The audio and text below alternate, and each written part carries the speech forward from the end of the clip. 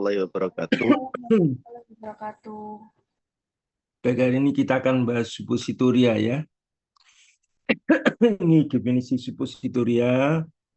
Intinya adalah yang bisa dimasukkan rektal atau anus, vagina atau uretra. Dan ini bisa dimaksudkan untuk target lokal maupun target sistemik.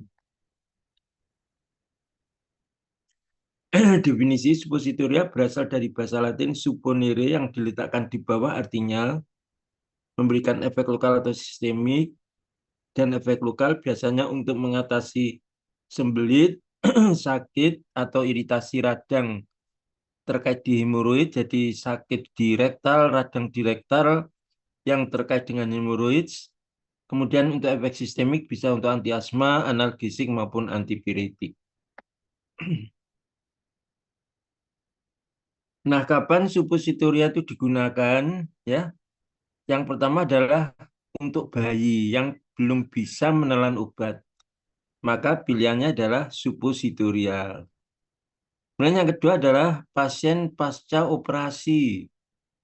Karena kalau pasien dioperasi, dianestesi, dibius, itu saluran cernanya itu mengalami kelemahan peristaltik atau bahkan bisa dikatakan lumpuh peristaltik. Ini tidak mungkin kalau dimasuki minuman atau apapun sedikit pasti akan dimuntahkan. Karena saluran cerna belum siap untuk menerima masukan dari luar. Nah, pasien pasca operasi yang butuh obat, maka obat itu dimasukkan lewat suppositoria. Yang berikutnya adalah pasien yang mual muntah hebat yang tidak mungkin menelan apapun karena mual muntahnya hebat, masuk pasti akan dikeluarkan, maka itu diberikan suppositoria. Atau obat-obat yang tidak dapat aktif pada pH lambung atau pH intestin. Lambung itu asam ya, intestin itu basa. Nah, untuk obat-obat yang tidak tahan asam dan tidak tahan basa, maka alternatifnya adalah diberikan lewat suppositoria. Atau obat-obat yang iritasi lambung. Amannya adalah diberikan lewat suppositoria. Nah, yang nomor adalah obat yang mengalami degradasi karena enterohepatic cycle. Apa yang dinamakan enterohepatic cycle? Enterohepatic cycle adalah berputarnya obat atau siklus obat dari intestin, kemudian diabsorpsi, lalu dibawa ke hepar. Dari hepar dia akan dikembalikan lagi melalui jalur enterohepatic cycle ini menuju ke intestin lagi. Jadi balik lagi ke intestin. Kemudian dia akan keluarkan lagi, masuk hepar, dikembalikan lagi. Demikian berulang-ulang. Sehingga obat itu mengalami degradasi yang sangat besar karena prosesnya muter-muter terus antara intestin lagi, hepar lagi. Ya. Nah, obat-obat yang semacam ini tentu tidak efektif kalau digunakan peroral ya, karena sudah mengalami kerusakan selama dia putar-putar dari hepar ke intestin. Nah, obat seperti ini cocoknya adalah dibuat suppositoria. Nah, itu adalah alasan pemilihan penggunaan suppositoria.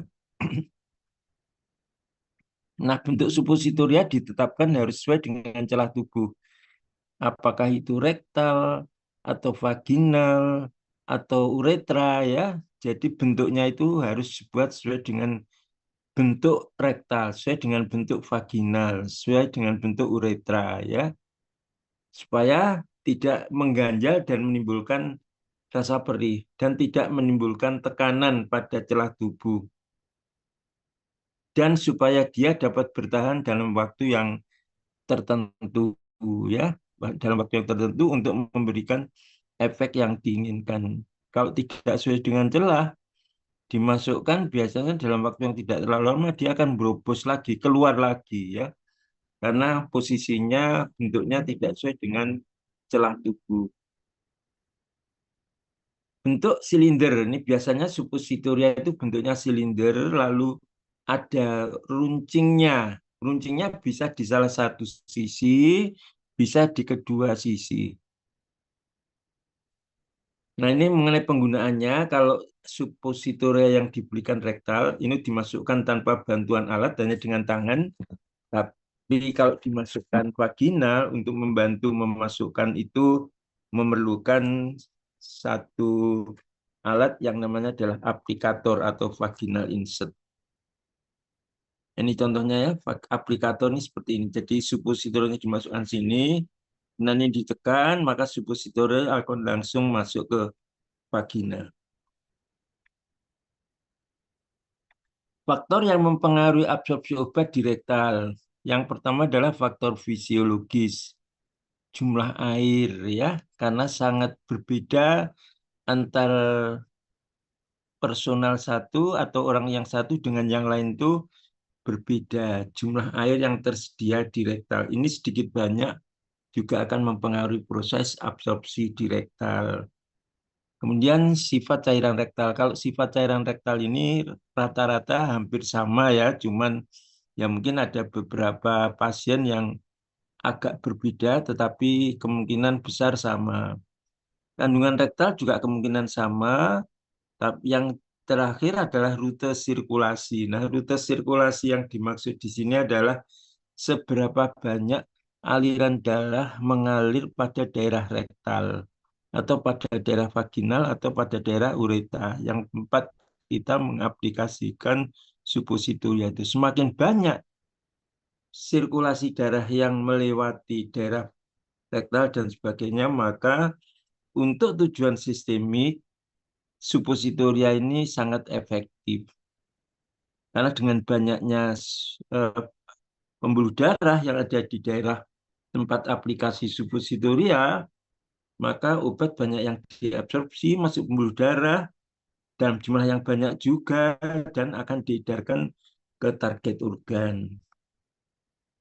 Jadi intinya ada beberapa faktor yang mempengaruhi bioavailabilitas atau proses absorpsi obat melalui tempat-tempat aplikasi suppositoria, apakah rektal, ataukah vaginal, ataukah uretra. Yang kedua, yang mempengaruhi selain faktor fisiologis, juga sifat fisika kimia bahan obat dan basis ya. Jadi bahan obatnya dan basisnya itu juga mempengaruhi proses absorpsi. Yang pertama adalah stabilitas obat dalam basis. Apakah stabil atau tidak?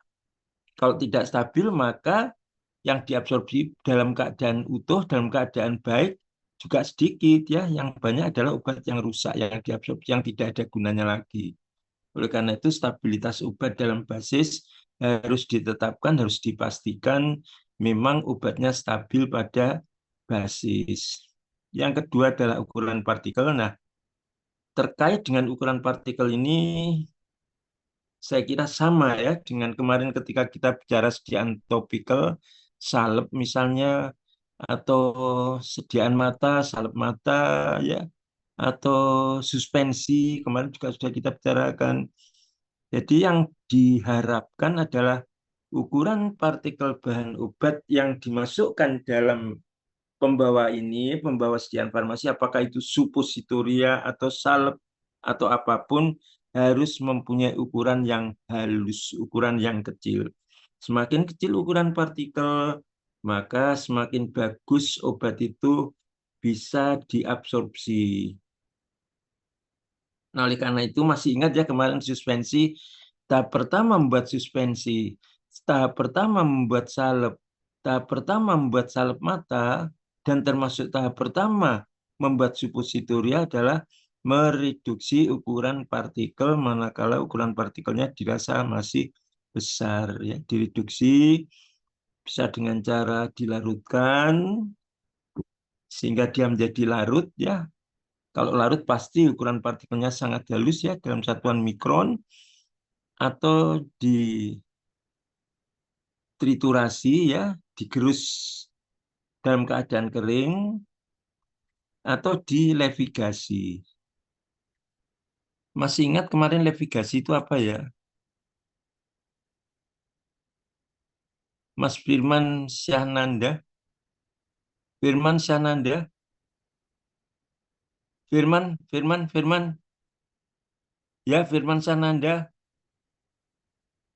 Hei, Firman, bangun. Tidur ya, Firman. Nah, Mas Levigasi itu apa, Mas Firman Sananda? Loh, Firman kok diam aja? Firman,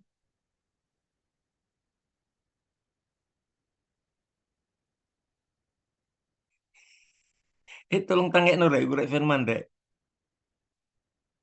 Firman, bangun. Tidur ya itu anak itu ya. Beli apa sih? Firman, Firman Sananda.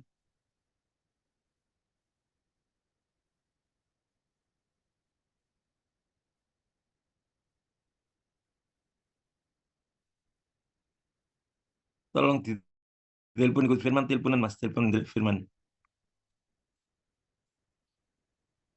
Angelita, Dwi Septiani. Mbak Angelita,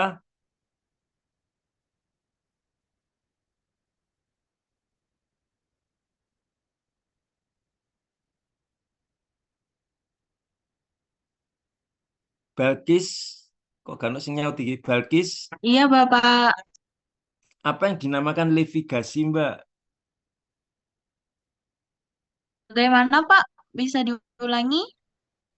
Levigasi. Apa yang dimaksud dengan levigasi?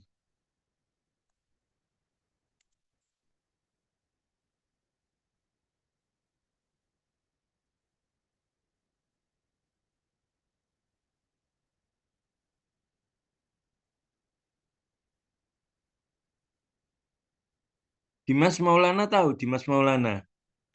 Levigasi itu apa? Dengan bantuan apa?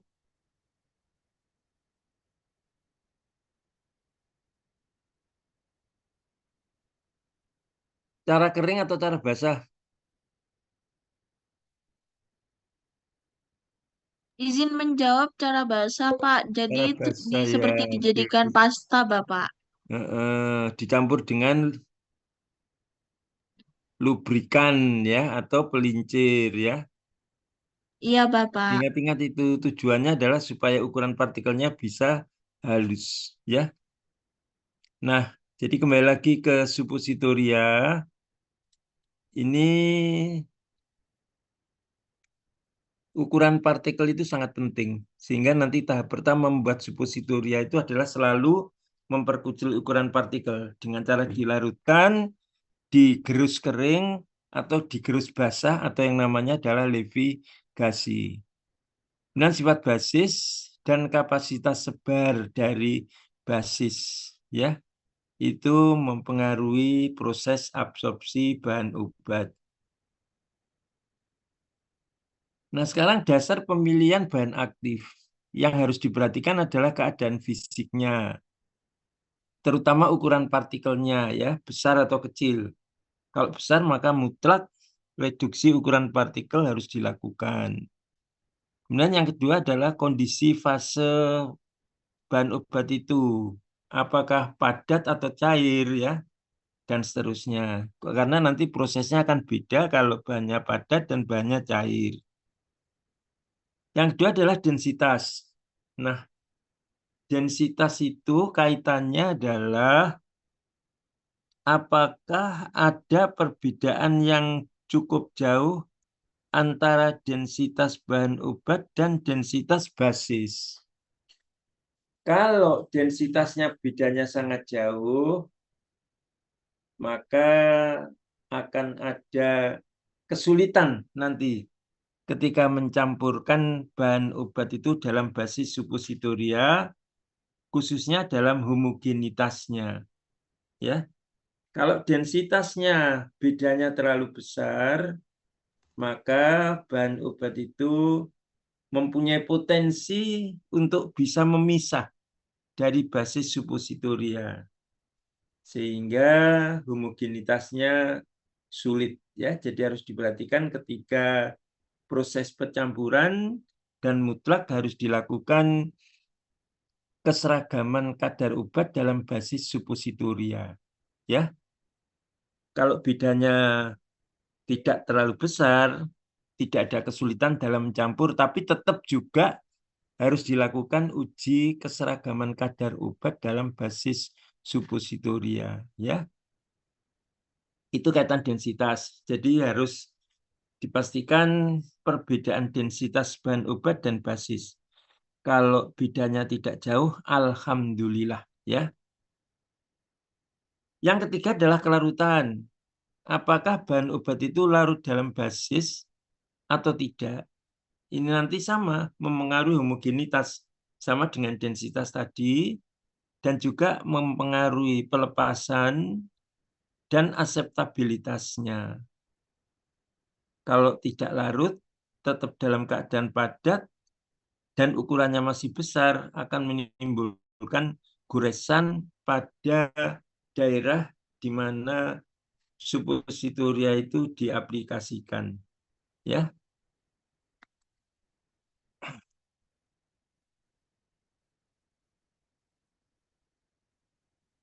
Ini dasar pemilihan basis suppositoria.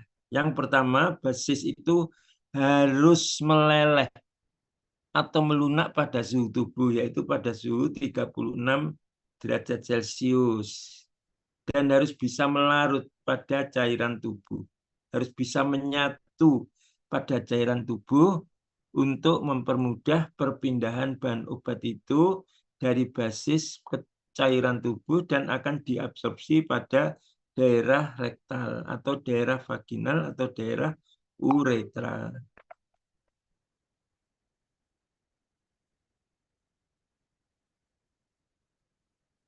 Sebentar ya, sebentar.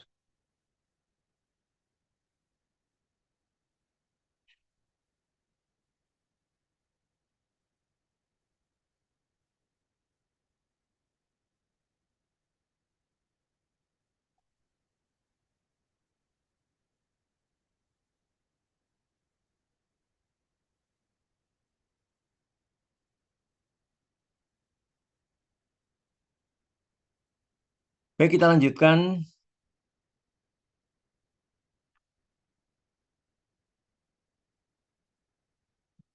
Yang berikutnya adalah tidak toksik dan tidak iritasi, tentu saja ya. Kemudian harus tercampur dengan bahan lain, basis itu harus tercampur dengan bahan lain. Yang keempat harus bisa melepaskan bahan obat secara cepat, ya. Artinya obat mudah sekali berdifusi keluar dari basis. Yang nomor 6, stabil pada pemanasan di atas titik lebur, ya. Kenapa harus stabil? Karena nanti pada proses pembuatan suppositoria, salah satu metodenya adalah cetak tuang. Nah, untuk metode cetak tuang ini, basis harus bisa leleh ketika dipanaskan di atas titik leburnya. Mudah diperlakukan sesuai prosedur, stabil dalam penyimpanan, dan nomor 9 ini kontraksi volume pada proses pendinginan. Nah, apa yang dimaksud kontraksi volume pada proses pendinginan? Kalau kita membuat suppositoria, suppositoria ini kita cetak, kita masukkan dalam cetakan, kemudian kita dinginkan, ketika dituang itu kan masih dalam keadaan panas ya, dipanaskan, meleleh, dituang pada cetakan, lalu didiamkan dan mendingin. Pada saat proses pendinginan ini, basis suppositoria itu harus bisa mengerut, mengecil, kontraksi. Syarat ini hubungannya adalah dengan proses pengambilan suppositoria ini dari cetakan. Ketika cetakan sudah dingin, ketika proses sudah selesai ya, lalu cetakan dibuka, suppositorianya harus gampang diambil. Kalau tidak, dia tidak mengerut, tidak kontraksi, apalagi kalau dia mengembang ketika dimasukkan dalam cetakan dan didinginkan, maka akan sulit mengambil suppositoria ini dari cetakan. Ya, kalaupun bisa, misalnya dengan dipaksa, maka akan ada bagian-bagian suppositoria, bagian luar yang nempel atau lekat pada cetakan. Sehingga suppositoria yang terambil itu ada bagian yang mengelupas atau cacat. Nah, itulah ketika memilih basis suppositoria harus dicari basis yang bisa mengkerut, bisa mengkontraksi pada saat proses pendinginan. Agar apa tadi? Agar mudah di dalam pengambilan suppositoria dari cetakan, sehingga suppositoria yang terambil nanti utuh. Tidak ada yang mengelupas, tidak ada yang cacat. Nah, ketika kita memilih basis, selain beberapa hal tadi, ya, harus lumer atau melebur atau melunak pada suhu tubuh dan sebagainya, termasuk yang terakhir tadi, harus bisa mengalami kontraksi volume yang kaitannya dengan proses pengambilan suppositoria dari cetakan. Yang berikutnya yang harus diperhatikan dari basis suppositoria itu adalah beberapa parameter. Ada 3 parameter yang harus diperhatikan ketika mengambil basis, memilih basis. Yang pertama adalah bilangan iodinnya berapa. Syaratnya bilangan iodinnya harus 7,5. Dan yang kedua adalah angka penyabunan berapa. Angka penyabunannya syaratnya adalah 200 sampai 245 dan exit value-nya atau bilangan asamnya berapa? Bilangan asamnya harus kurang dari 0,2. Ya. Angka-angkanya itu sudah ditetapkan dan kita tinggal milih basis mana yang parameter-parameternya ini persis dengan ketentuan atau paling tidak mendekati dengan persyaratan yang ditetapkan ini. Nah, apa yang dinamakan bilangan iodin? Bilangan iodin adalah massa iodin yang dapat diserap oleh 100 gram basis. Ya. Jadi basisnya 100 gram itu kalau direaksikan dengan iodin berapa ya yang diserap oleh basis itu. Nah, ini tujuannya adalah untuk menentukan jumlah ketidakjenuhan dalam asam lemak.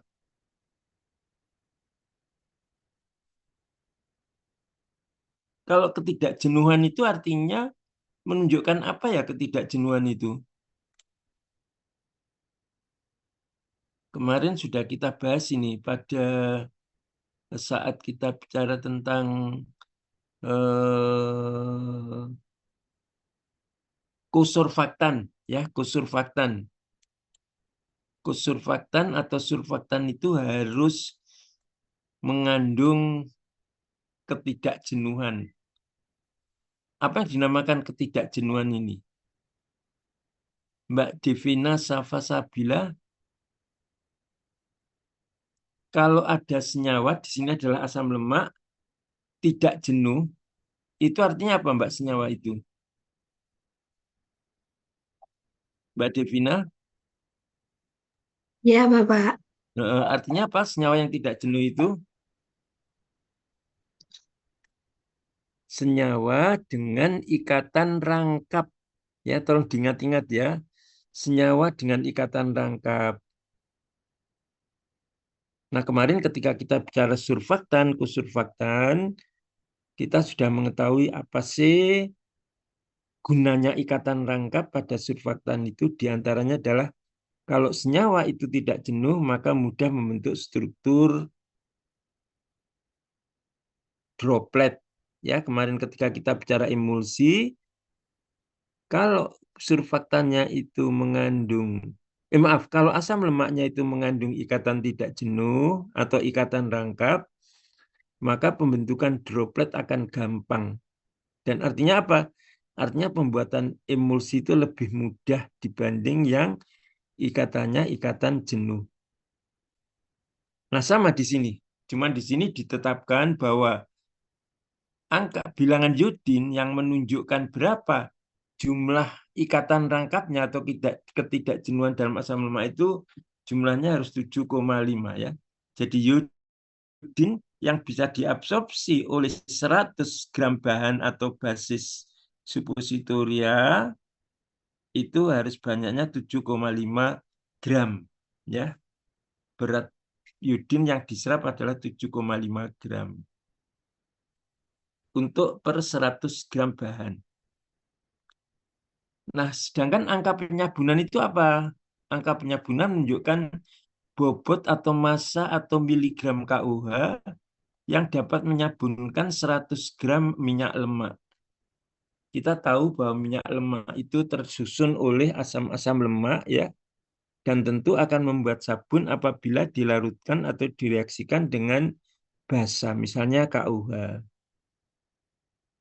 Nah, apabila 100 gram KUH itu bisa disabun oleh 200 sampai 245 miligram KUH, maka angka penyabunan minyak lemak itu adalah 200 sampai 245.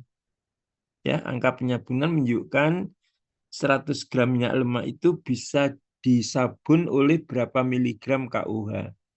Jawabannya adalah 200 sampai 245. Jadi kalau kurang dari 245 atau kurang dari 200, lebih 245 ini harus kita hindari. Ya, kita cari yang angkanya betul-betul di antara 200 atau 245 atau ya selisihnya tidak banyak lah. Karena ini persyaratan angka penyabunan dari basis suppositoria yang kita gunakan, yang ideal. Ya. Kemudian exit value-nya berapa? Exit value-nya adalah harus kurang dari 0,2. Apa yang dinamakan exit value? Exit value adalah jumlah atau bobot KUH.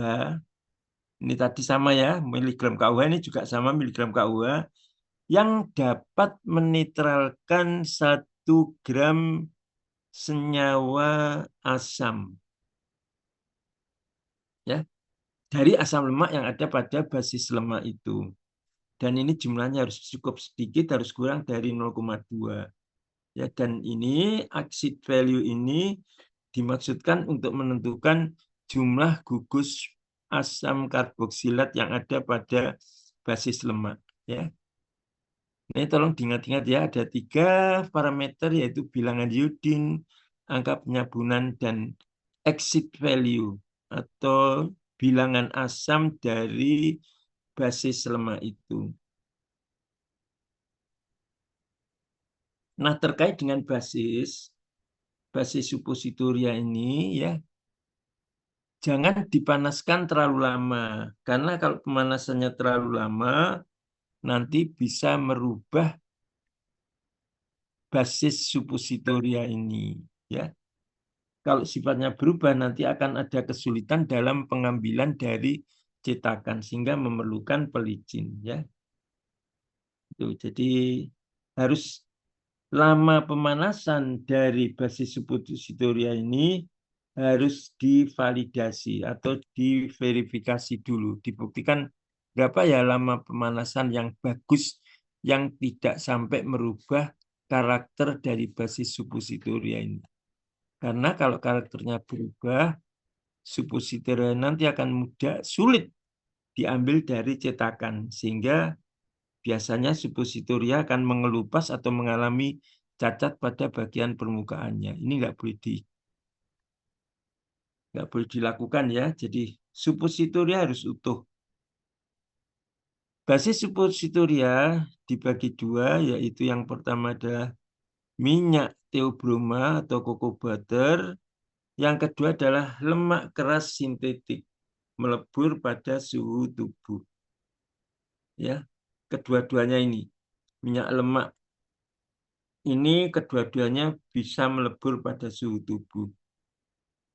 Yang kedua adalah basis larut air. Jadi bukan lemak ya. Jadi ada yang lemak, ada yang air. Yang air itu adalah gliserogelatin. Masih ingat ya kemarin gliserogelatin ketika kita bicara tentang gel ya. Salah satu basis gel. Maaf, salep mata ya, salep mata, gliserogelatin sebagai basis salep, basis diantopikal gliserogelatin, campuran antara gliserin dan gelatin. Jadi gliserin sini dimaksudkan untuk apa? Tujuan penambahan gliserin pada gelatin untuk melunakkan gelatin. Kalau gelatin saja masanya terlalu kaku, ya, masanya terlalu kaku. Tapi kalau dikombinasi dengan gliserin, maka masanya menjadi lebih lembut, ya, untuk melembutkan massa dari basis gelatin. Yang kedua, tujuan ditambah gliserin adalah karena gliserin mempunyai fungsi sebagai humektan. Apa humektan, masih ingat?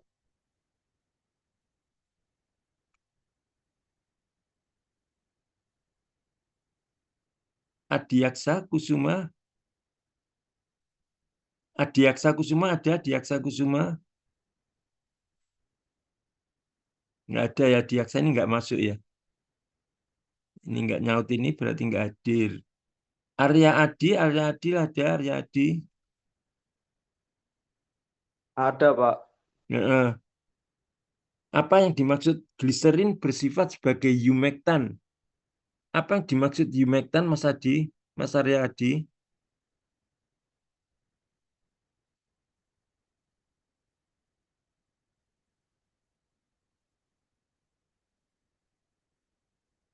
Humektan adalah bahan yang bisa meningkatkan kelembapan atau kadar air dari sediaan farmasi maupun sediaan kulit maupun kulit, ya. Nah, untuk gliserin ini dia bisa memperbaiki jumlah air atau menambah jumlah air dalam sediaan karena dia bersifat higroskopis. Itu tujuan gliserogelatin, ya. Jadi kenapa kok gelatin ini dicampur gliserin? Yang pertama adalah untuk melunakkan massa, yang kedua adalah untuk menarik air agar air dari sediaan dan air pada kulit meningkat. Kalau air meningkat, maka proses penetrasi atau absorpsi bahan obat melewati kulit itu akan lebih mudah karena kulitnya menjadi lunak, ya.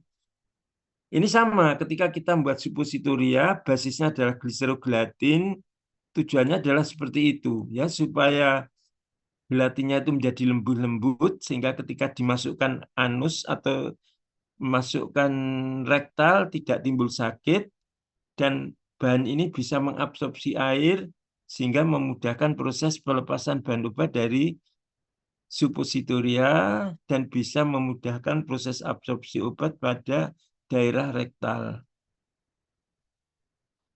Yang kedua adalah makrogol. Makrogol itu adalah polyethylene glycol atau PEG.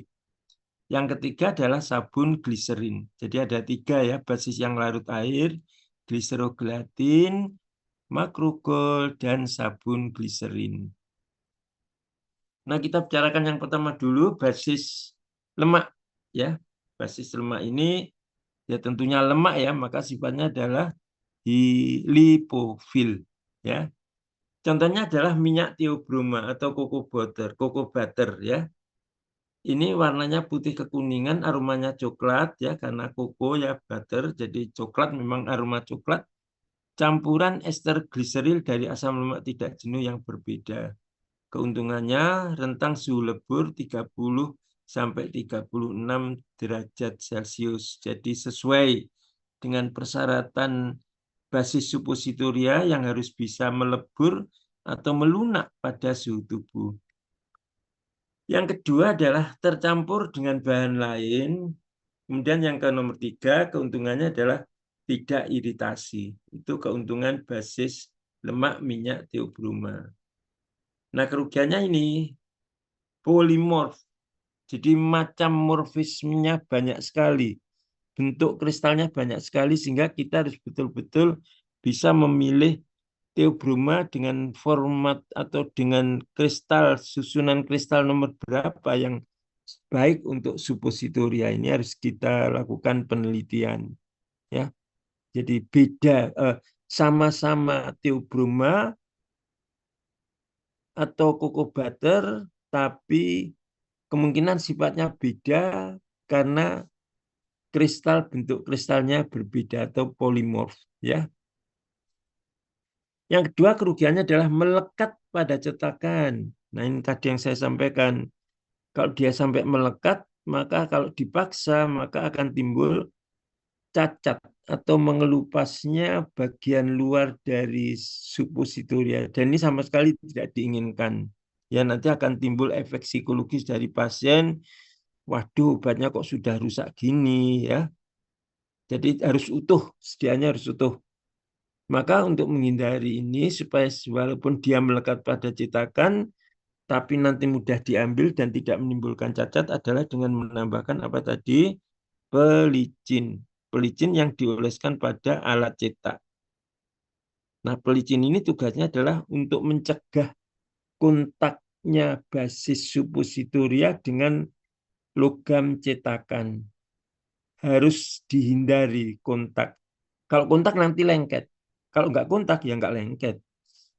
Nah, yang menghambat pertemuan atau lengketnya basis suppositoria pada logam pencetak itu namanya adalah lubrikan atau pelincir.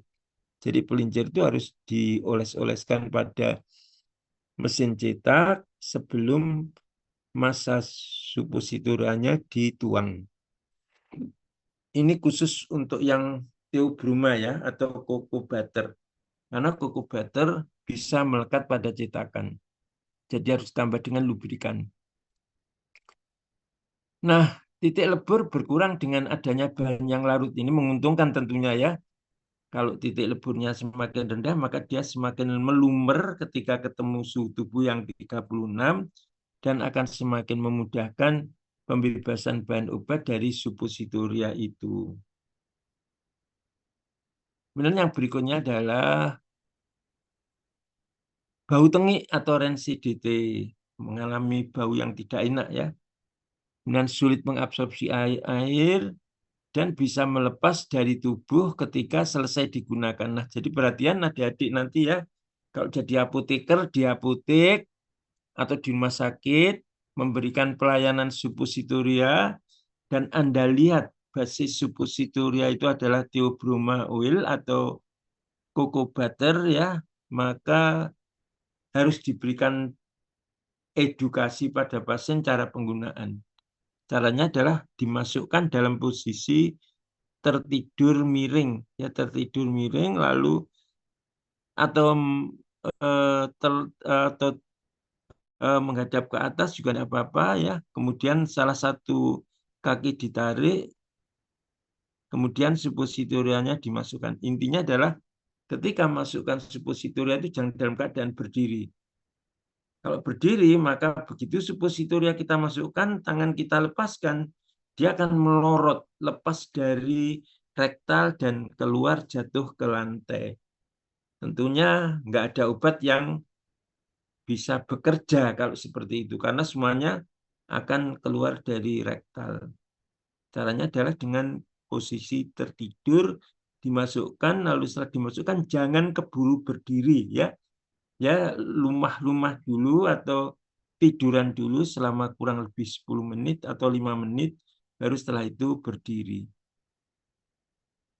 Ini khusus kalau basisnya adalah basis lemak yang golongan theobroma atau cocoa butter ya.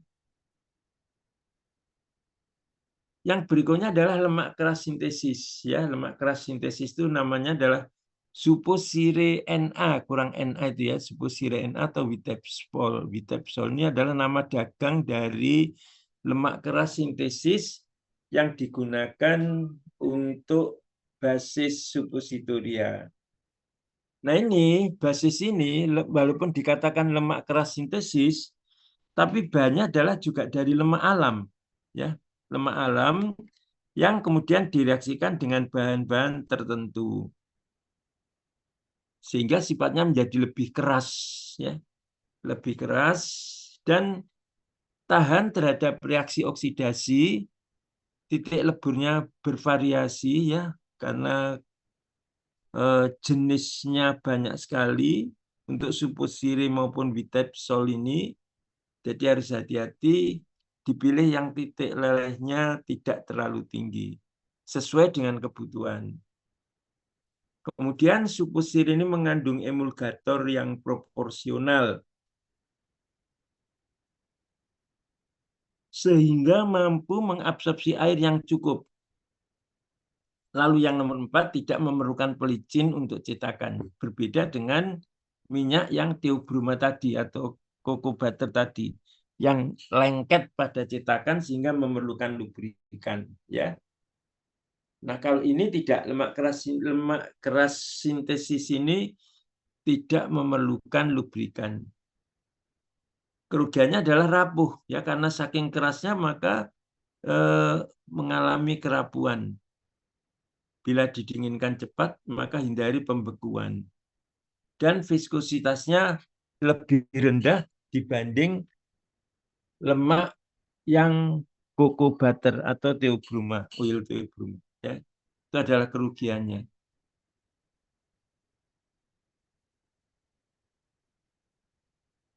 Nah, ini basis larut dan tercampur air. Yang pertama adalah gliserogelatin.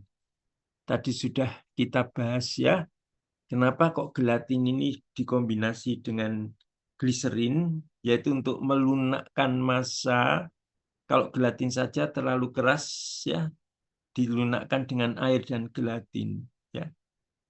Dan di sini gelatinnya 20, gliserinnya 70, airnya 100, berarti kira-kira 30%.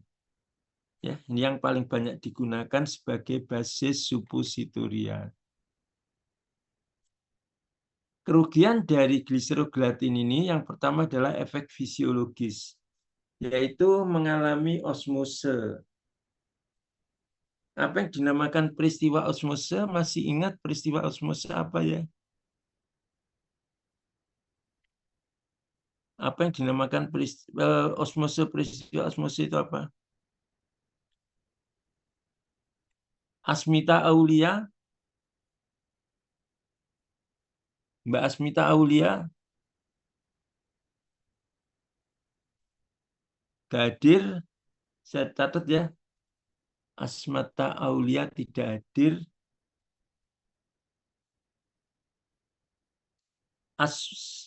Devina Malika,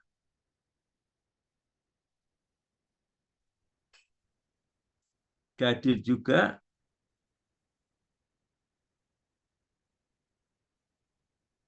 Devina Malika tidak hadir. Devira Eno. Hadir, Pak. Nah, Mbak Devira Eno, apa yang dinamakan peristiwa osmose, Mbak?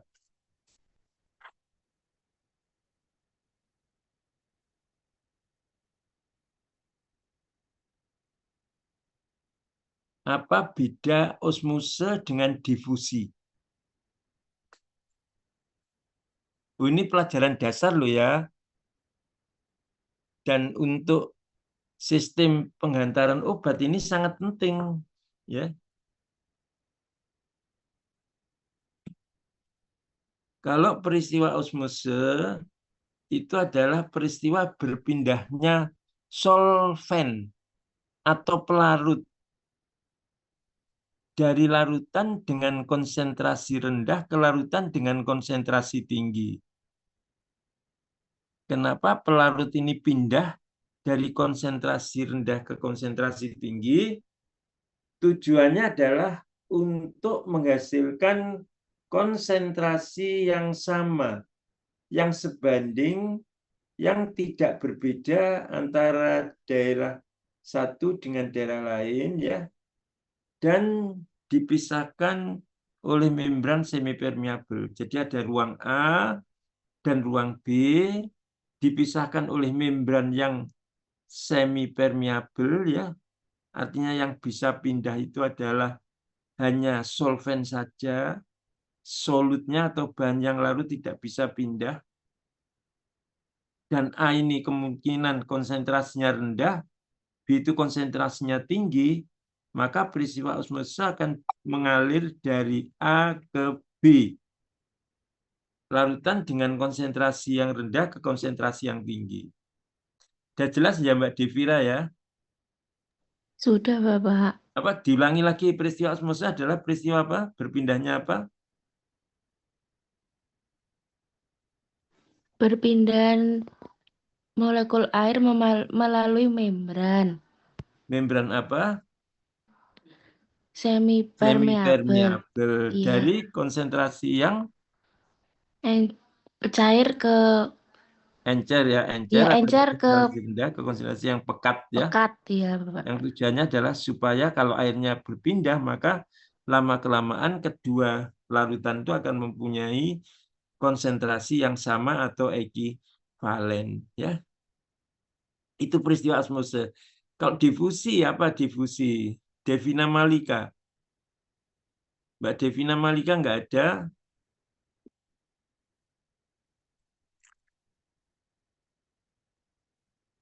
Devina Malika. Tak catat dulu ini ya. Devina Malika.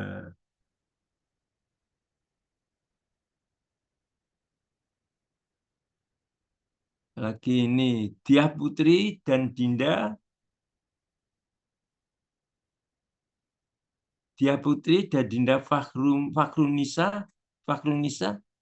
Iya, Bapak. Nah, kalau difusi apa Mbak difusi?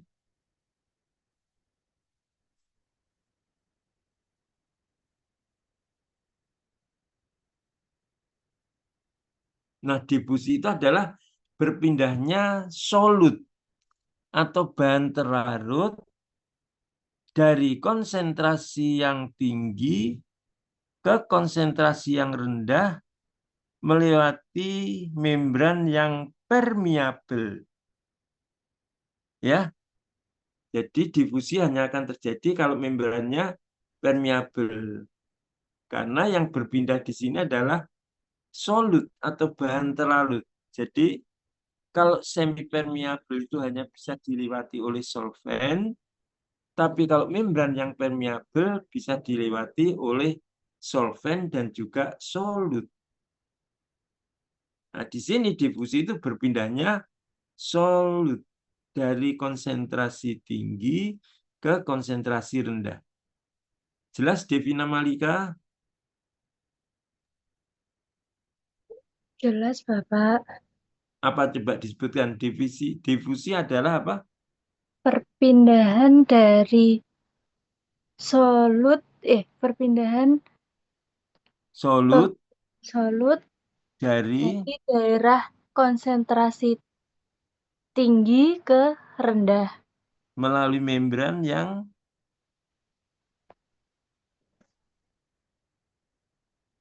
melalui semi permeabel atau permeabel? permeabel. Permeabel melalui membran yang permeabel. Permeabel. Nah, oke, itu adalah beda difusi dan osmose. Nah, apa kaitan osmose ini dengan suppositoria? Kalau kita masukkan suppositoria itu ke dalam rektal kita, maka dia akan masuk dan di situ akan ketemu dengan cairan rektal. Nah, cairan rektal ini ketika dimasuki suppositoria, maka akan mengalami peningkatan konsentrasi atau kepekatannya menjadi lebih tinggi karena ada bahan-bahan yang larut di dalam cairan yang ada pada daerah rektal. Ya. Nah, ketika rektal ini tiba-tiba konsentrasinya menjadi pekat dan di luar rektal atau di seberang rektal yang dipisahkan oleh membran semipermeabel yaitu membran dari rektal ya, membran dari rektal, tentu yang ada di luar rektal itu adalah cairan tubuh atau mungkin pembuluh darah. Nah, dengan demikian ada beda konsentrasi di dalam rektal dan di luar rektal. Yang di dalam rektal konsentrasinya sangat tinggi, pekat atau kental sekali karena dimasuki dengan suppositoria. Yang di seberangnya konsentrasinya rendah sekali karena tidak ada yang larut di dalamnya. Nah, perbedaan konsentrasi inilah yang akan merangsang terjadinya peristiwa osmose. Jadi, tiba-tiba saja air yang berada di luar rektal itu berbondong-bondong masuk ke dalam rektal untuk mengencerkan rektal yang tiba-tiba mempunyai konsentrasi yang tinggi akibat dimasuki dengan suppositoria. Ya, maka mendorong terjadinya peristiwa osmose, dan osmose yang berlebihan ini nanti akan menimbulkan efek laksatif atau diare. Jadi feses kita menjadi encer ya, dan cenderung pasien mengalami diare. Nah, itu ya, jadi nanti kalau ada pasien yang mengalami diare, ditanya menggunakan obat apa, begitu ya, karena ada jenis-jenis obat yang bisa menyebabkan diare, dan ada juga beberapa sediaan yang menyebabkan diare. Salah satunya adalah suppositoria dengan basis gliserogelatin ini. Ya, jelas ini ya. Jadi gliserogelatin harus diwaspadai karena bisa menimbulkan efek samping diare atau laksatif. Prosesnya seperti yang tadi saya ceritakan. Tiba-tiba rektal konsentrasinya menjadi pekat, maka akan terjadi gelontoran air dari luar rektal ke dalam rektal untuk menghasilkan dua posisi larutan dengan konsentrasi yang ekivalen. Ya. Oke. Kemudian yang berikutnya, keberadaan sedikit air akan menimbulkan iritasi. Jadi gliserogelatin ini cenderung menimbulkan celekit-celekit ya atau irisasi ketika dimasukkan dalam rektal. Yang nomor 3, waktu melarut di solusi yang tidak bisa diprediksi karena jumlah airnya juga tidak sama antar satu dengan yang lain, maka disolusinya tidak bisa diprediksi, dan higroskopis, gliserogelatin itu higroskopis, dan karena ada air maka ada kandungan mikroorganisme. Ancaman terjadinya potensi kontaminasi mikroorganisme. Ya.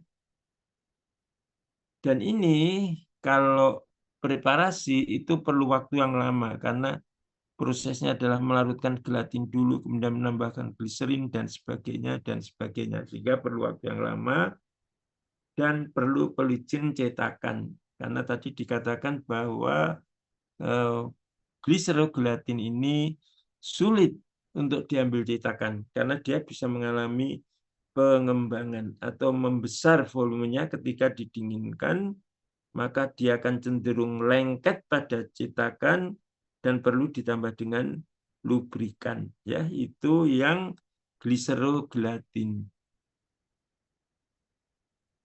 Yang berikutnya adalah makrogol atau polimer PEG, ya, polimer PEG.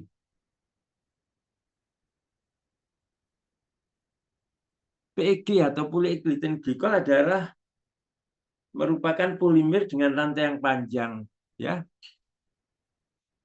Dan apabila semakin panjang rantai, maka semakin tinggi BM dan menghasilkan fisik atau fase dari makrogol itu menjadi lebih padat atau lebih kering seperti lilin, ya. Sebentar.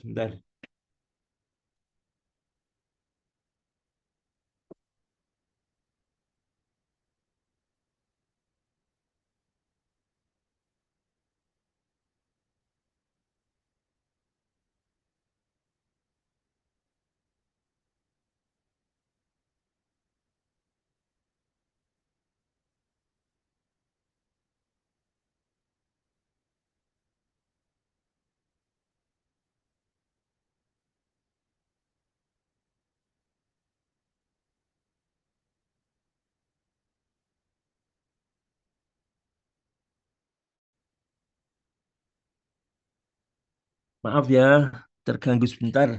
Yuk, kita lanjutkan. Suppositoria dengan basis PEG ini biasanya dikombinasi antara BM tinggi dengan BM rendah. Ya, jadi menghasilkan suppositoria yang padat tapi tidak terlalu keras. Kalau hanya tinggi saja yang digunakan, maka konsistensinya dalam menjadi sangat padat ya, jangan sangat keras, sangat padat dan keras ya. Tapi kalau terlalu rendah yang digunakan sangat encer. Jadi dikombinasi antara PEG tinggi dengan PEG rendah. Yang rendah itu biasanya PEG 400 ya. Dicampur dengan PEG yang BM-nya lebih dari 1000. Titik leburnya sekitar 50 derajat Celcius. Nah, ini kalau PEG BM tinggi ya, dia sulit melumer pada suhu tubuh karena titik leburnya 50 derajat Celcius. Padahal tadi kan diharapkan dia sudah bisa melumer pada suhu tubuh yaitu 36 derajat Celcius. Ini kalau BM-nya lebih dari 1000 ya. Biasanya terlalu keras dan titik leburnya pun juga terlalu tinggi. Keuntungan makrogol atau PEG tidak mempunyai efek laksatif, beda dengan yang gliserogelatin tadi. Ya. Kemudian kandungan mikroorganismenya rendah dan basis dapat mengerut atau kontraksi pada saat pendinginan sehingga tidak memerlukan bleaching. Nah, kerugian dari makrogol adalah yang pertama higroskopis, yang kedua bioavailabilitas obatnya rendah, ya kecuali kalau dia dikombinasi ya. Tapi kalau dengan makrogol apalagi BM-nya tinggi, maka bioavailabilitas obat rendah, tidak kompatibel dengan bahan aktif tertentu ya. Jadi bahan aktif ada yang tidak bisa dicampur dalam PEG ya. Kemudian yang berikutnya adalah rapuh. Ini sama dengan yang supposire tadi atau supposire Na ya, basis dari lemak sintesis. Yang ketiga adalah sabun gliserin. Nah, ini campuran antara sabun dan gliserin. Sabunnya apa? Sabunnya adalah sabun stearin atau natrium stearin. Ini sabunnya adalah sabun natrium stearin yang dibuat dari asam stearat direaksikan dengan natrium karbonat. Dan reaksinya itu dilakukan dengan pelarut atau dengan solvent gliserin. Ya. Maka gliserin ini tiba-tiba menjadi padat setelah terjadi reaksi antara asam stearat dan natrium karbonat. Ya, maka gliserin yang semula cair, apalagi dia sebagai pelarut ya, ini tiba-tiba memadat, menggumpal dan memadat ketika di situ ditambahkan asam stearat yang dicampur dengan natrium karbonat. Kenapa bisa memadat? Karena terbentuk sabun natrium stearat yang kita kenal mempunyai konsistensi yang padat.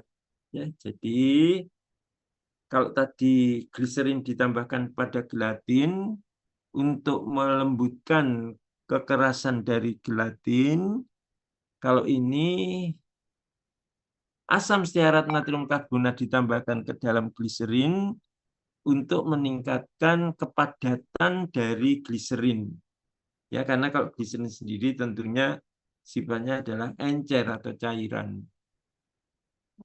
Kenapa asam stearat dan natrium karbonat bisa memadatkan? Karena dia membentuk sabun, ya. Dan sabun itu akan menyebabkan konsistensi gliserin menjadi menurun. Dia menjadi lebih padat. Keuntungan dari sabun gliserin adalah gliserin menjadi keras ya akibat adanya sabun natrium stearin. Sesuai karakter suppositoria, gliserin dapat ditambahkan dalam jumlah 90-95% ya. Walaupun jumlahnya banyak dan sabunnya hanya 5%, tapi sudah cukup untuk bisa memadatkan gliserin ini. Dan sabun gliserin ini akhirnya bisa mempunyai sifat laksatif atau menyebabkan diare pada pasien yang menggunakan suppositoria dengan basis sabun gliserin.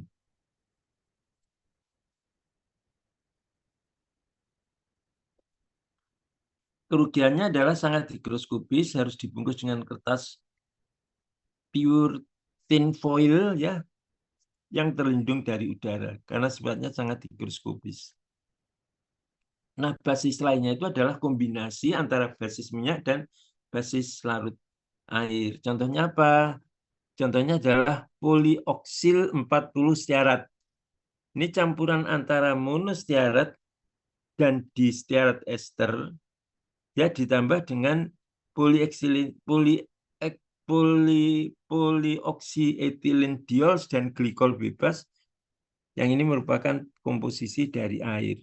Ya, jadi monostearat minyak, polioksietilen diols dan glikol bebasnya adalah air, cairan, sifatnya hidrofil. Yang distearat ester ini sifatnya adalah lipofil. Lipofil ditambah dengan hidrofil. Ini adalah basis kombinasi. Nah, sama dengan membuat sediaan salep mata atau sediaan topik lainnya, maka membuat suppositoria itu juga memerlukan bahan pembantu.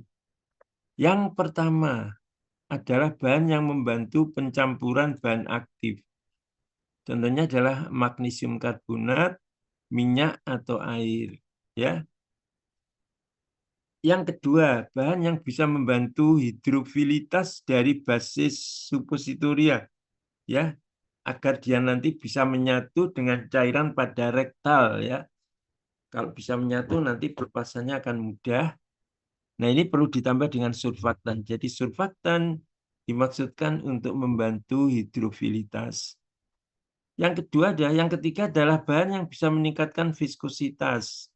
Contohnya apa? Contohnya adalah asam lemak, magnesium, asam lemak, alkohol, lemak, serbuk bentonit itu adalah bisa meningkatkan viskositas dari suppositoria. Kemudian yang berikutnya adalah merubah titik leleh, ya. Apakah menurunkan atau meningkatkan, ya. Itu yang bisa ditambahkan adalah asam lemak, alkohol lemak, atau parafin atau boksis. Dan yang kelima, meningkatkan kekuatan mekanik. Nah, apa ini kekuatan mekanik ini? Kekuatan mekanik adalah kekuatan dari basis suppositoria menghadapi tekanan yang diberikan oleh mesin pencetak. Jadi mesin pencetak ini terbuat dari logam. Kalau terbuat dari logam, maka dia tidak bisa elastis.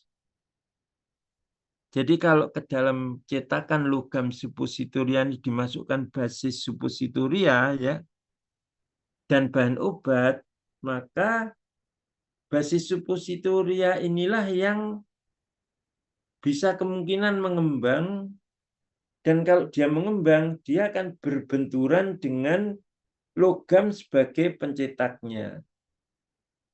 Karena pencetaknya tidak elastis. Nah, akibat pencetaknya tidak elastis, dan basis suppositoria yang kemungkinan bisa mengembang, maka akan timbul tekanan antara basis yang diterima tekanan itu dari dinding alat pencetak.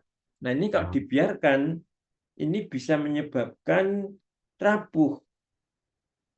Jadi suppositoria yang terjadi nanti mungkin bisa dalam keadaan retak ketika diambil dari cetakan, ya, atau rapuh dan sebagainya.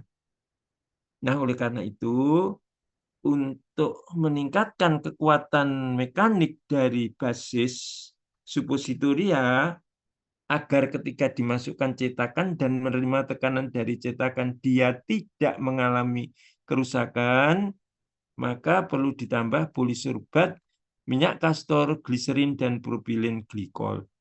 Ini adalah bahan-bahan yang bisa meningkatkan ketahanan mekanik atau kekuatan mekanik dari basis suppositoria.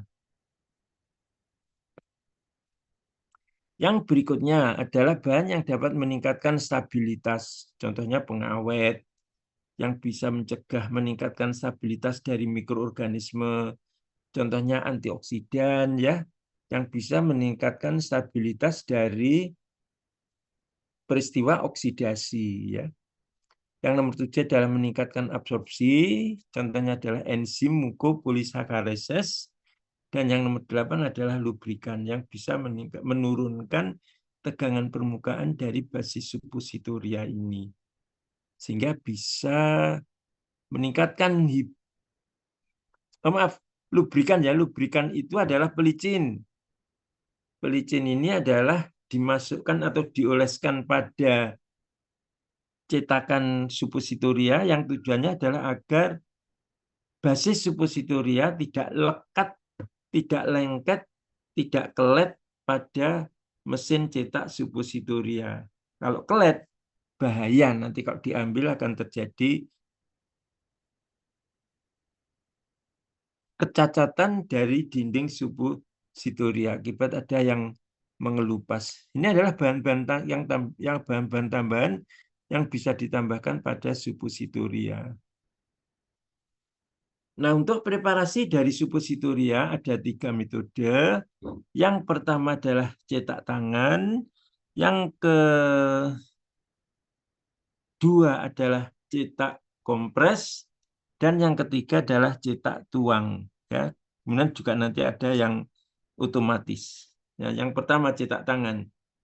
Cetak tangan ini menggunakan alat sama sekali. Jadi basis suppositoria dan bahan obat dicampur, kemudian menjadi satu massa suppositoria ya, yaitu massa yang cukup lunak ya, bisa dibentuk seperti malam gitu ya. Kemudian dibuat massa seperti pensil ya, dengan cara diguling-gulingkan lalu membentuk massa seperti pensil, kemudian dicetak dan satu cetakan itu bobotnya sudah ditetapkan sehingga harus dilakukan proses orientasi dulu kalau mau mencetak, memotong satu batang pensil yang panjangnya 10 cm ini mau dicetak menjadi berapa ya? Itu tergantung dari kebutuhan kekuatan obat dalam suppositoria ini. Masih ingat ya, kekuatan obat adalah dalam satu sediaan adalah jumlah obat dalam sediaan itu, ya. Oke. Kemudian setelah terpotong-potong, misalnya dipotong menjadi 5, satu pensil dipotong menjadi 5, lalu salah satu ujungnya atau dua-duanya diruncingkan untuk memberi tanda. Yang dimasukkan adalah bagian yang runcing dari suppositoria itu. Yang berikutnya adalah cetak kompres. Pada metode cetak kompres ini, ya, campuran obat dan basis ini ketika membuat mungkin agak dilunakkan ya untuk memudahkan pencampuran obat pada basis suppositoria. Kemudian kalau sudah dingin ya proses pencampurannya sudah homogen dan massa sudah dingin, maka kita masukkan pada pencetak dengan tangan, dengan tekanan tangan ya, dicetak-cetak, ditekan-tekan.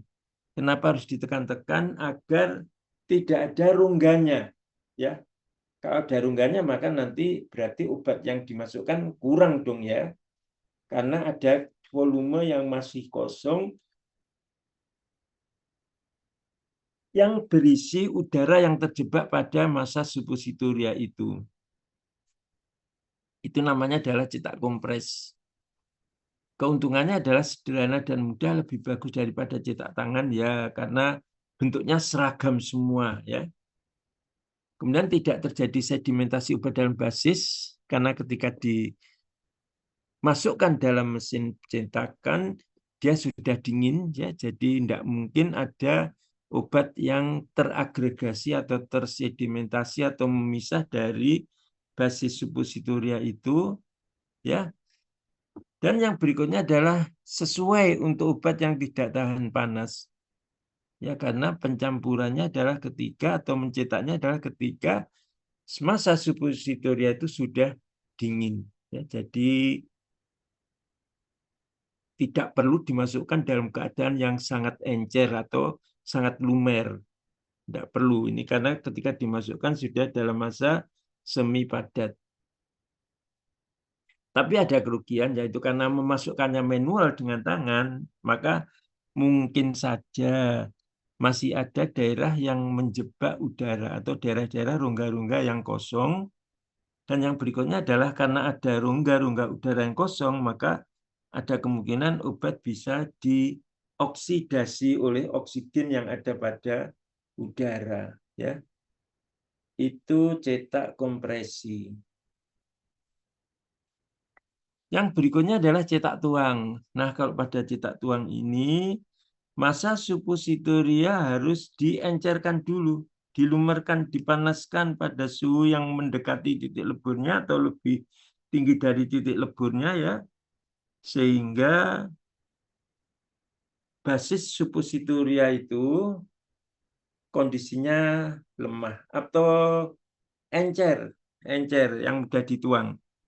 Nah, dalam keadaan seperti itu, segera masukkan bahan obat. Nah, tentunya yang bisa menggunakan cetak tuang ini adalah apabila bahan obatnya itu tahan terhadap pemanasan pada titik lebur basis. Ya, jadi basis dilelehkan, kemudian dicampur dengan bahan obat, lalu dalam keadaan leleh dituang pada lubang cetakan. Jangan lupa lubang cetakan sudah dilubrikasi atau diolesi dengan pelicin. Untuk apa tadi pelicin atau lubrikan? Untuk menghindari kontak antara basis suppositoria dengan mesin pencetak agar tidak terjadi kecacatan ketika suppositoria itu diambil dari cetakan, tidak lengket dan tidak menimbulkan kecacatan. Nah, setelah memadat, maka kita lihat bentuknya seperti ini. Ini sudah jadi lubrikasi.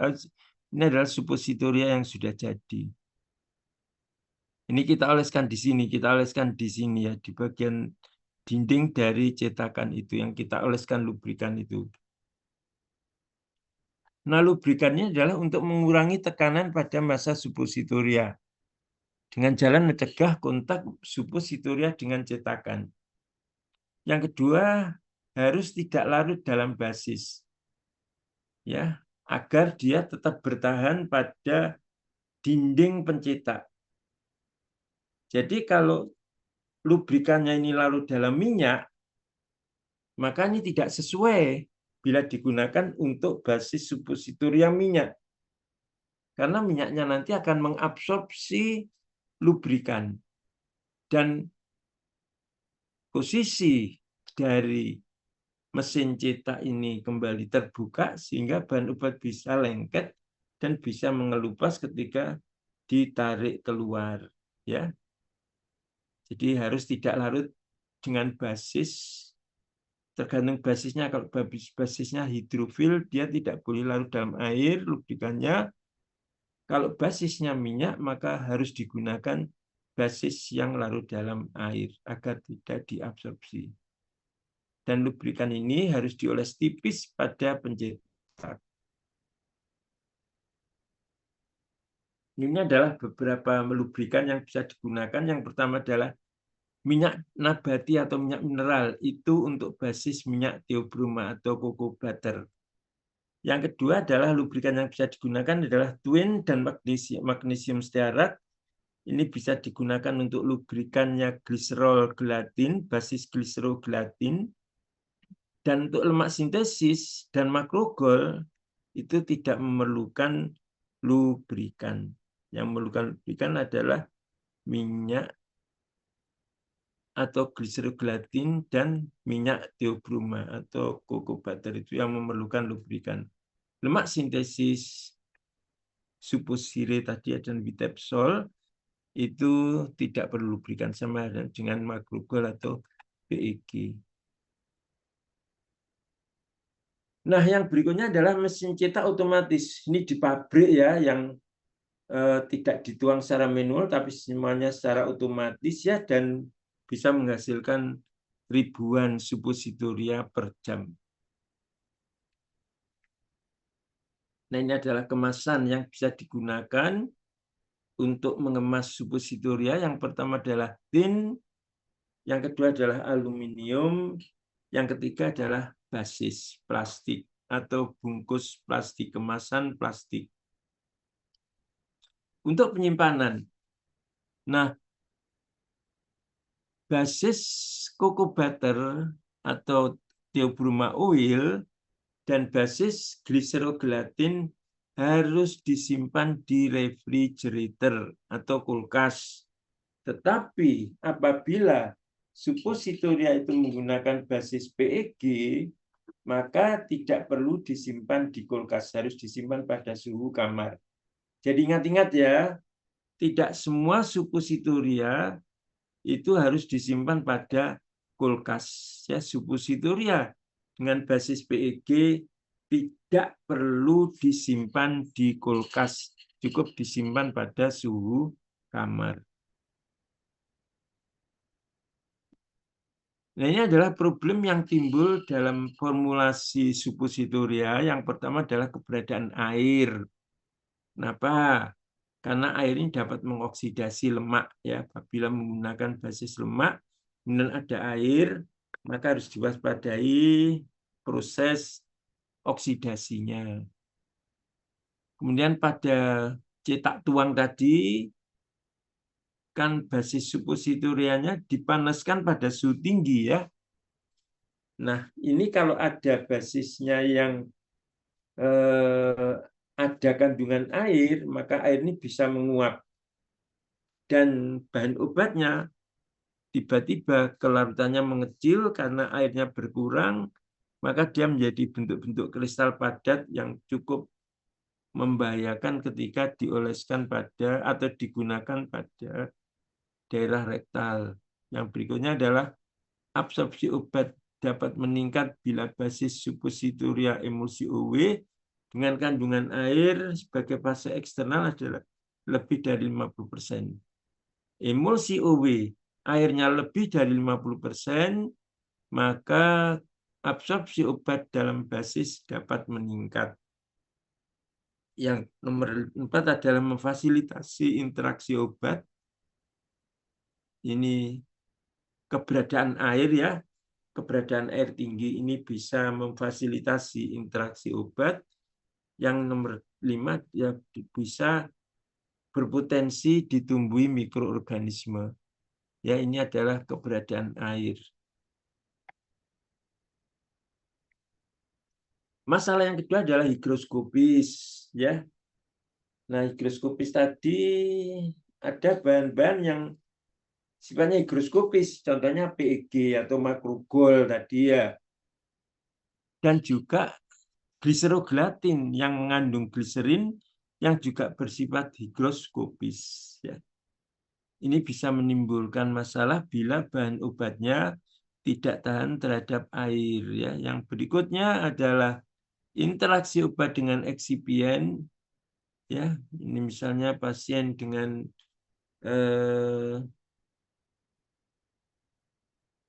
menderita kecemasan ya, yang harus menggunakan natrium barbital ya.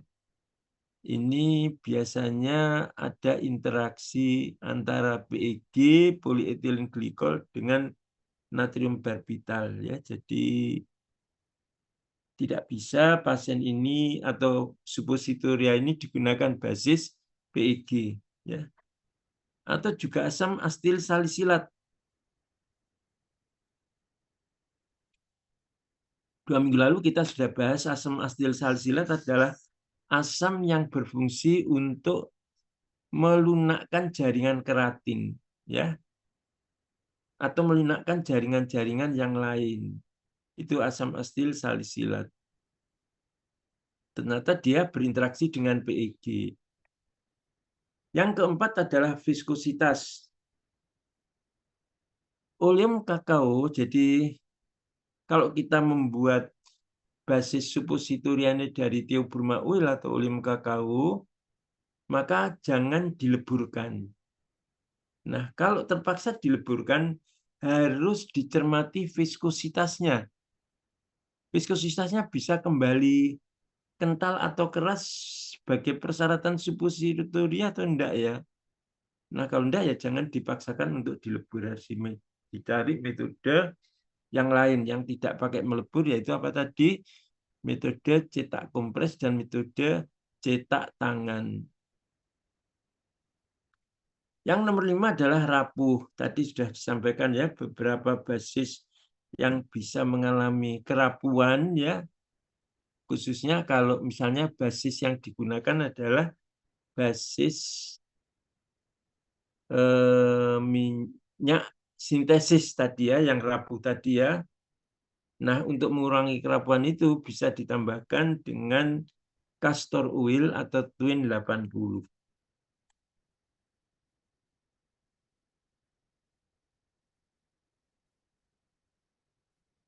Kemudian ada masalah dengan lubrikan ya, masalah lengketnya basis suppositoria pada dinding cetakan yang bisa dicegah dengan mengoleskan lubrikan ya pada dinding pencetakan. Kemudian degradasi lemak ya, kita tahu bahwa basis yang mengandung lemak ini berpotensi untuk teroksidasi ya. Nah, untuk mencegah ini perlu ditambah dengan antioksidan. Kontraksi volume, tadi sudah saya singgung bahwa basis yang ideal adalah basis yang bisa mengalami kontraksi volume, sehingga mudah pengambilan dari cetakan. Nah, kontraksi volume suppositoria ini diperlukan untuk memudahkan lepas dari cetakan agar tidak cacat.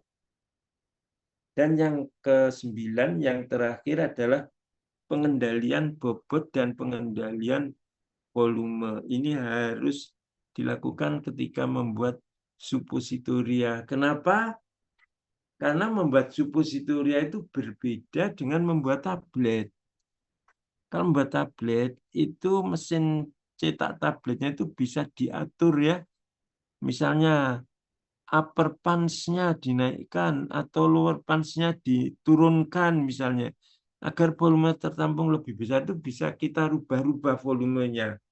Sehingga perlu ditetapkan pengukuran diameter dan tebal dari tablet. Tapi suppositoria enggak.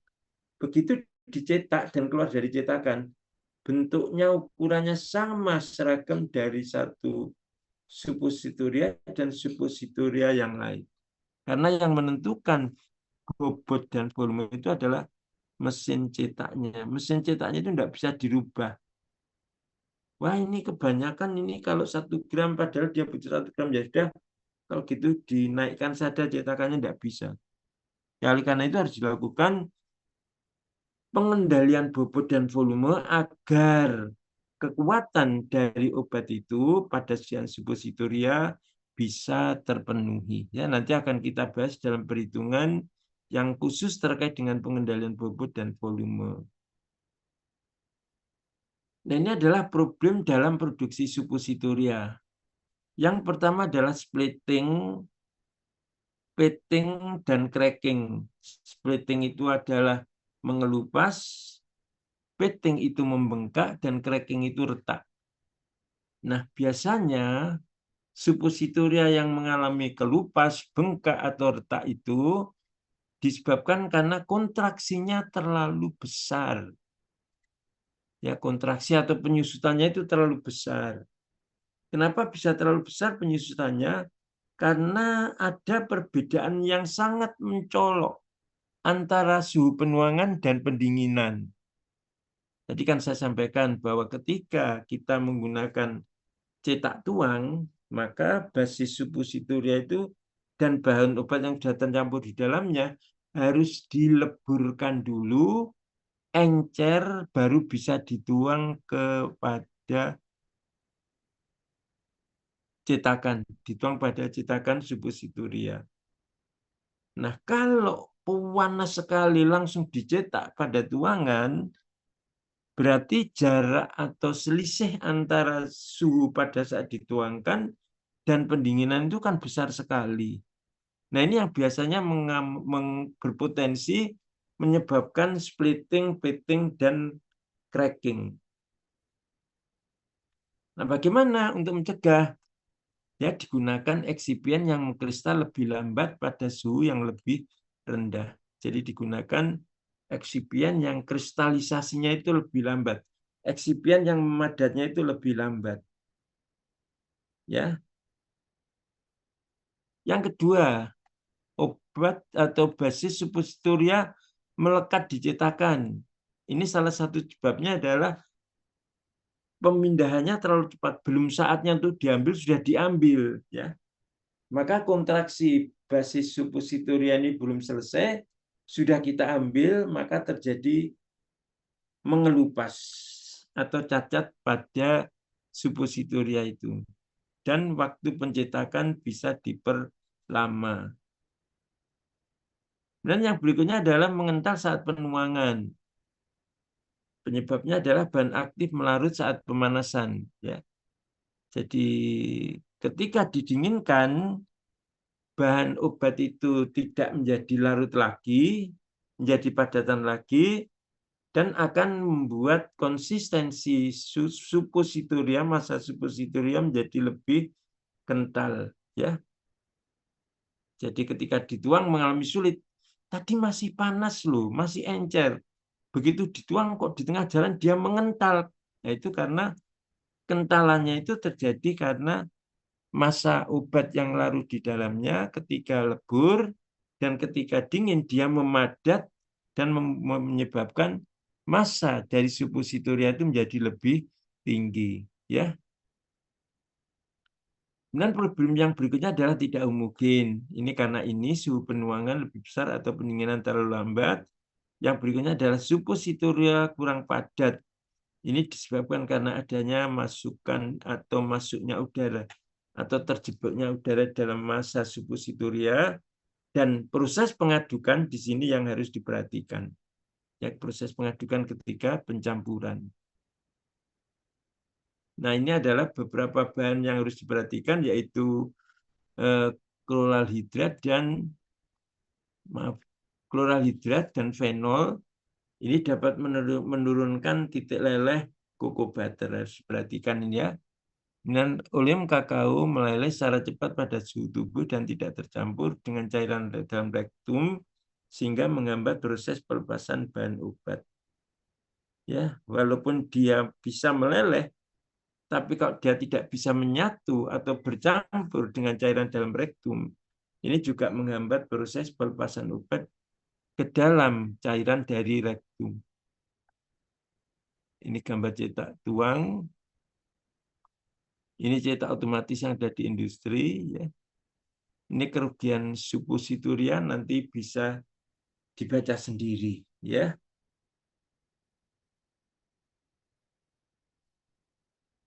Nah, ini adalah perbedaan pelepasan obat dan karakter obat. Ya. Contohnya begini, apabila bahan obatnya itu larut dalam minyak dan basis yang digunakan adalah minyak, maka pelepasan lambat. Karena banyak obat yang terjebak dalam basis yang memang bisa larut di dalam basis itu. Yang kedua adalah apabila obatnya larut dalam air, basisnya minyak, nah ini yang pelepasannya bisa cepat. Karena obat tidak terjebak dalam basis minyak, karena obatnya larut dalam air. Jadi ada fase air, ada fase minyak. Kalau dicampur tentunya fase air tidak bisa masuk ke dalam fase minyak, ya, itu yang menyebabkan pelepasannya bisa cepat. Yang kedua adalah apabila obat larut dalam minyak, basisnya larut air, pelepasannya moderat. Yang ketiga adalah apabila obat larut dalam air, basis larut dalam air, maka pelepasan moderat. Ya, pelepasan menjadi tidak terlalu besar dibanding kalau bahan obatnya larut dalam air, basisnya adalah basis minyak.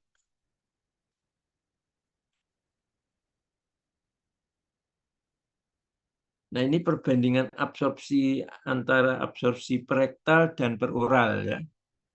Ada yang perektal itu lebih baik, contohnya ini, ya, natrium salisilat dan seterusnya. Ada yang peroral itu lebih baik dibanding rektal. Ini rektal lebih baik oral, ini oral lebih baik dibanding rektal, contohnya apa ini. Lalu ada yang sebanding antara absorpsi rektal dan oral, itu adalah sulfanilamid dengan basis gelatin gliserin dan prednison. Ini adalah oral maupun rektal, dua-duanya bisa mengabsorpsi bahan obat ini dengan baik, ya. Nah, ini ukuran dan bobot suppositoria nanti bisa dibaca sendiri. Intinya jenis suppositoria beda, persyaratan ukuran beda, termasuk ukuran bobotnya juga berbeda. Ini adalah basis suppositoria, ini adalah suppositoria yang digunakan untuk vaginal. Ini yang bawah ini adalah untuk uretra, kencing.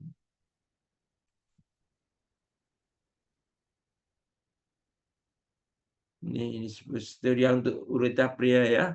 Bentuknya seperti batang dan lebih panjang. Panjangnya 140 mm atau 14 cm.